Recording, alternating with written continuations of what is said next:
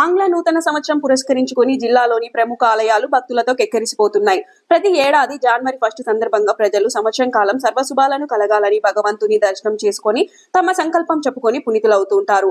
అదేవిధంగా 2026 ఆంగ్ల నూతన సంవత్సరం సందర్భంగా ప్రజలు హిందూ దేవాలయాలకు వెళ్లి భక్తులు తరలివస్తున్నారు. ఇందులో భాగంగా ప్రముఖ పుణ్యక్షేత్రమైన కాణిపాకం శ్రీ వరసిద్ధి వినాయక స్వామి ఆలయంలో ఉదయం నుండి భక్తులు క్యూ లైన్లలో వెళ్లి స్వామివారిని దర్శించుకుని వస్తున్నారు. ఈ సందర్భంగా ఆలయ అధికారులు రద్దీని దృష్టిలో ఉంచుకుని భక్తులకు అవసరమైన క్యూ లైన్లు, వసతి, తాగునీరు, తీర్థ ప్రసాదాల సౌకర్యాలను ఏర్పాటు చేశారు.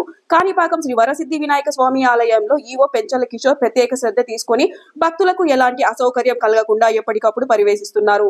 ఉదయం వీఐపీలకు క్యూ లైన్ ద్వారా దర్శన భాగ్యం కల్పించారు. అలాగే ఎలాంటి అసాంఘిక కార్యక్రమాలకు తావు లేకుండా ఉండేందుకు చిత్తూరు జిల్లా ఎస్పీ తుషార్ దుడి ఆదేశాల మేరకు డీఎస్పీ సాయినాథ్ ఆధ్వర్యంలో బందోబస్తు ఏర్పాటు చేశారు. ఇదిలా ఉండగా జిల్లాలో పలువురు ప్రముఖులు వినాయక స్వామి వారిని దర్శించుకుని మొక్కులు చెల్లించుకున్నారు.